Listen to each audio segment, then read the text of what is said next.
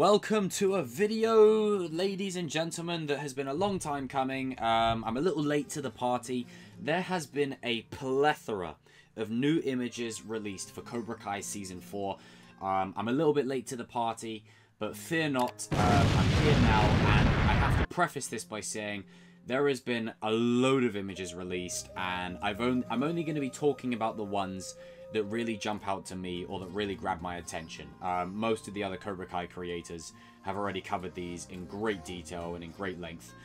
So this is just, you know, I wouldn't be adding much to the conversation beyond probably the same thing.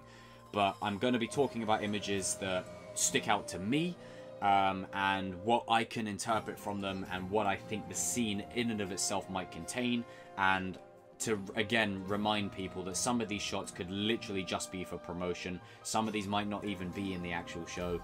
This is standard practice with movies and shows. Sometimes they take a shot that isn't that shot from the scene, if you know what I mean.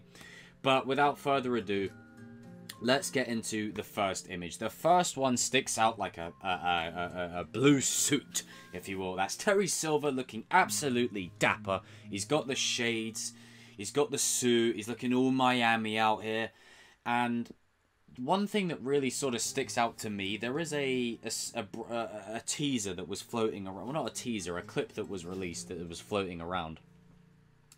I just get the vibe from Terry that, to begin with, he's going to be hesitant to get back into this fight. And I feel like we're going to see... It's almost mirroring what Silver did for Crease in Karate Kid 3, where in Karate Kid 3, Crease was at the bottom of his rope. He was, you know, in a situation where he was like, okay, I'm done. I can't do this anymore. I'm about to go and lead a new life. And Silver brought him back into the fold. He brought him back into the mix. He said, no, snap out of it. You're going to Tahiti and then you're coming back. Well, that's what Crease is now going to probably end up doing to Silver. There has been a lot of time that has passed since Karate Kid 3 to now. Silver could be, for all intents and purposes, a changed man. Things could be different for him. And getting back into the fold and the lure of teaching Cobra Kai to a new generation of students, it's probably enticing to him. But he sort of reminds me, and this might just be because I'm off the back of No Way Home with Green Goblin and all that, but he reminds me of Green Goblin sort of thing, where it could be maybe he wants to be Norman Osborn, but the lure of being Green Goblin is so strong that, you know, he wants to be full-on Terry Silver. And you will see as the episodes progress that he starts to go back to that Terry Silver that we know and love to hate. He will progress to that state as it goes along. And it'll almost be a shame as well, because that's the same thing, you know, if Silver didn't bring Crease back into the fold in Karate Kid 3, things could have been different. You know, there's a good what-if scenario in there. But, you know, Silver looking absolutely sharp in the shot. And then we are treated to several images, the first of which is Johnny and Miguel looking like they're just, you know, having a right old giggle or just discussing some battle plans, strategizing. From the trailer, we know that Sam and Daniel train together, so that's clearly what the students are watching here. I don't have too much to say on this image other than the fact that it's a cool image, and it's just the soldiers preparing for battle. And similarly to the next image, we literally just see them all in the pose, and, you know, that's that. Like, I don't want to be dwelling on it any longer than I have to, because it is a single shot out of context, and, you know, we already know what's going to be happening within this scene. Now, the moment here that I'm looking forward to is in the trailer you see Dimitri getting absolutely pummeled. And what I'm loving about this is throughout Season 3, Dimitri was putting Chris on his ass, you know, quite a lot. So this is like Chris's opportunity while Dimitri's tied up, just to, you know, give him a stern punch right in the gut. And then Johnny's like, tighten that core. It's the extreme training methods that are going to be what separate Daniel and Johnny's kind of styles. Is Daniel is more composure, calm, you know, peaceful, and Johnny's is just, you know, badass, brute force, all old school American karate, get right in there kind of thing. But I'm excited to see where Dimitri's going to go this season. I've said it for the longest time, he's the Neville Longbottom of the show. He's only going to go from strength to strength to strength, and his speech at the end of the Season 3 finale, when he's like, hey pussies, this is exactly what those arseholes at Cobra Kai want, yada yada yada. It was literally Neville Longbottom vibes. Like, I just felt like I was watching Neville. And what's great about it is Gianni just plays this role so well. and you look from where he started in Season 1 to where he is now, it's such a progression for him. I can't wait to see where he goes next. Dimitri could be the dark horse of this tournament. He really could be. I feel like everyone has their focus on what Robby's doing, me included. Robby, Miguel, Sam, Tory, and Hawk. What about Dimitri? Dimitri could surprise. Dimitri could make the semis. You never know. You just never know. Honestly, you never know. We transition now to arguably one of my favourite images that has released. And that is the image of Daniel and Robby face to face in the store. Now, we know from the trailer that these two come to a head. And that cues Robby's line of, you know, everybody thinks that their way is the only way. You see, Robby's redemption is already started. It's already kicking in. It's already happening now. Robby sees through the BS. He sees through, okay, you think your style's the best, but they think their style's the best. You all think your sides are the best. And the truth is, it doesn't matter what you think is the best. All that matters is what works for you. And in any situation, Miyagi-Do helped him fend off Trey and Cruz. Miyagi-Do helped him save Dimitri, and Cobra Kai saved him and Juvie. Like, it's these little things that I've been saying about Robby for a good year now. You know, it's crazy to think that it's gone on that long. All these little things I've been saying are now starting to come to a head, and I really want this scene between Daniel and Johnny. You know, this is where Daniel and Robby, where we see Silver come into the fold and, you know, say you've always had a little Cobra Kai in you. That'll probably be after this, but I want this moment here between Daniel and Robby to be heartfelt. I want it to be not emotional, like, oh, I love you, but more of like, you know, former sensei and former student. You know, this is the bond that was so strong in Season 1 and was a big draw for me. I really was fascinated that the son of Johnny Lawrence was training at Miyagi-Do with Daniel LaRusso. It was a cool spin on everything.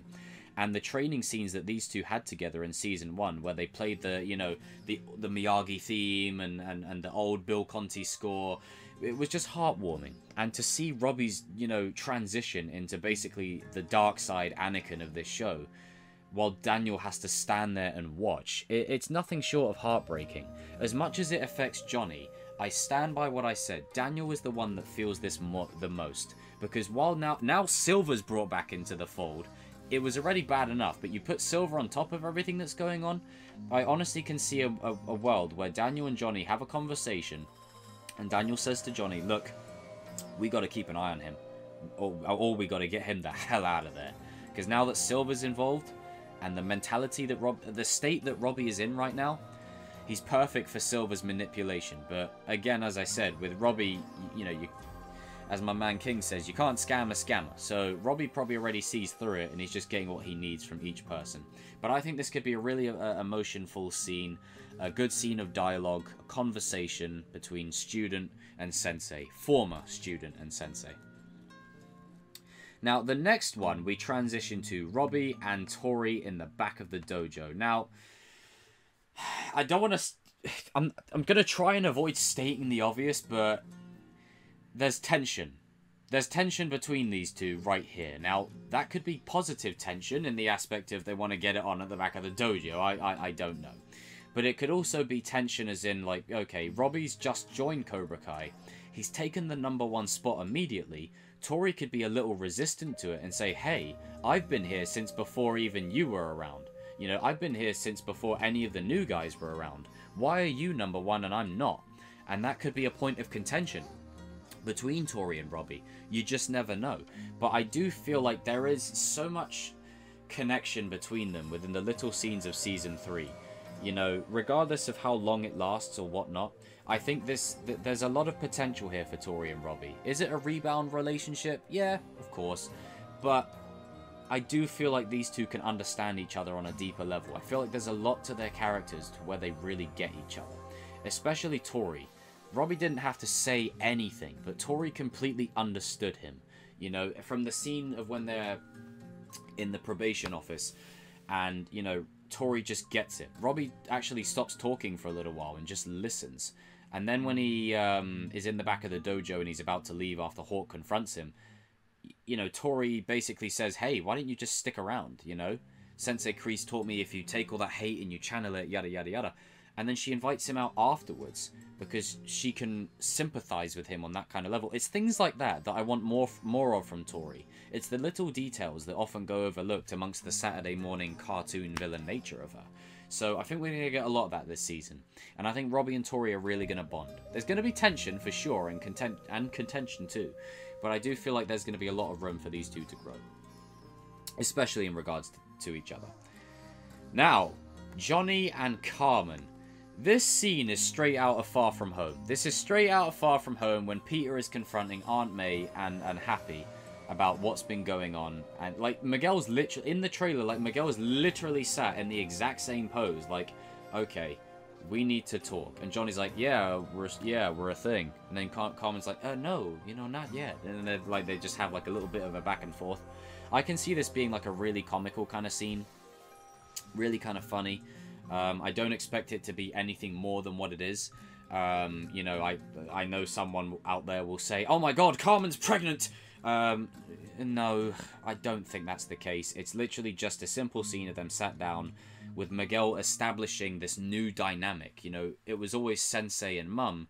Now it's Sensei and Mum. You know, like, it's a new dynamic for Miguel. It's going to be something that he has to adapt to. And with all the tension that's going on, that we can interpret from the trailer, where Crease is pulling the strings with Johnny, saying, hey, you know, playing second fiddle, yada yada yada, and Johnny says to Daniel, so now you know what's best for Miguel. There's all this tension here. There's all this divide that's waiting to happen, and I feel like it could be the reason, as I said before, that Daniel and Johnny lose. But in terms of this scene here, I think it's just going to be a scene of them sat down discussing where they're at, and Miguel confronting Carmen and Johnny about it. It's going to be nothing more than what it is. The next one I wanted to talk about is to do with our new character, Kenny. Kenny is holding all the popcorn, all the snacks, all the food, and he's got a Cobra Kai shirt on. And from the trailer, we know this is the moment where he's standing next to Robby, and Hawk, Miguel, and Sam confront them, and Tory confronts them, and Kyler, and vice versa. So it's clearly a movie night kind of situation where the kids are going to run into each other. And this is probably something that happens after, where they all say, okay, no fighting till the tournament. That's where this is going to take place. Now, as much as Kenny may be with Cobra Kai and Robby will be taking him under his wing, I think Kenny will be afraid of Hawk. I think Kenny will be dead scared of Hawk. Absolutely dead scared. And I think part of Kenny's arc this season is learning to overcome that fear himself. And, you know, could I see a world where he beats Hawk? No, absolutely not. But I think his little subplot, not only will it serve Robby and Hawk and the potential feud that them two will have, but it will also serve as a great subplot. And I've said this a million times before. One of the best things about Cobra Kai in general is that when even the main characters, let's say for example Johnny, Daniel, Crease, Silver, Miguel, Robby, Sam, Hawk, Dimitri even. When those guys aren't around, you still care about the side characters, the ones that elevate the story from a good show to a great show. And I don't think Kenny's going to have a major role, but I think he's going to play a huge role in what goes on between Robby and Hawk and the conflict between the dojos. And I feel like the details that we've been given about Kenny is I feel like Robby will start to learn the responsibility aspect by taking Kenny under his wing and looking out for him. And just, this scene looks like it could play out as like every scene you see in every movie ever, where the guy or girl's holding all the stuff, and then they see someone from their past, and then they just drop it everywhere. Like, I could totally see something like that happening. I'm interested to see what Kenny will serve this season. I'm very interested. Now, there are other images, and they're pretty cool, but I just didn't feel an urgency to really sort of talk about them. But there is one final image that I do want to talk about, and that is Crease and Robbie. I love this. I love this. I love this. I love this. I love this. This is, again, big father and son vibes. Big father and son vibes. But I feel like what's going on in this is, it looks like the moment where Robbie's teaching them wax on, wax off. He's teaching them the Miyagi-Do style of teaching. It looks like it's taken from that moment in the trailer.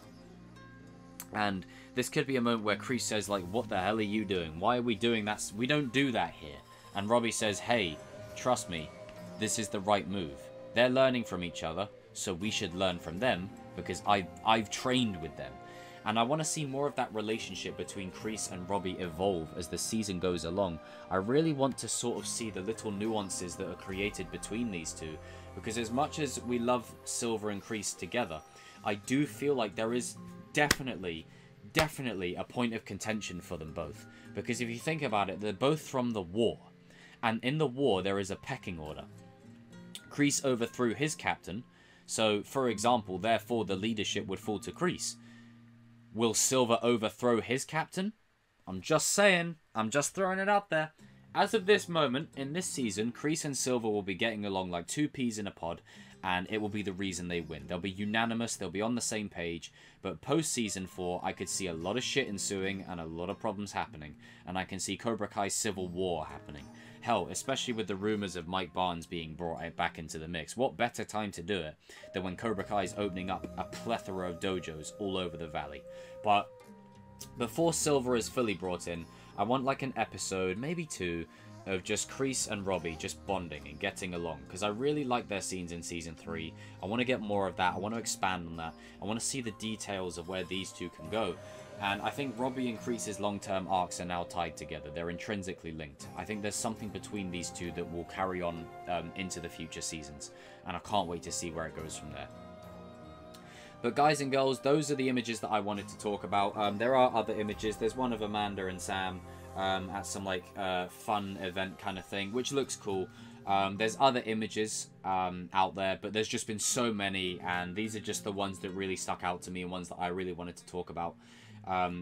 You can find them all on the web and all through social media, and again, the other Cobra Kai creators, shout out to those guys as well. They have already given commentary and spoken about it. But guys and girls, jump in the comment section down below. Let me know your favorite image.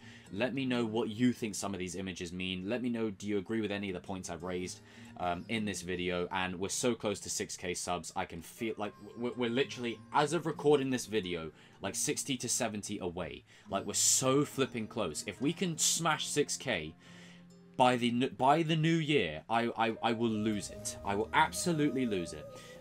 If we can get 6k before Season 4 drops, whoo! Oh, baby! Fantastic, fantastic. Guys and girls, I'll see you in the comment section down below. And as it's a Cobra Kai video, what am I going to end this video with? I need a nice juicy tagline. You just don't want to admit there's always been a little Cobra Kai in you. Oh, chills. There's things like that that make me love this show so much.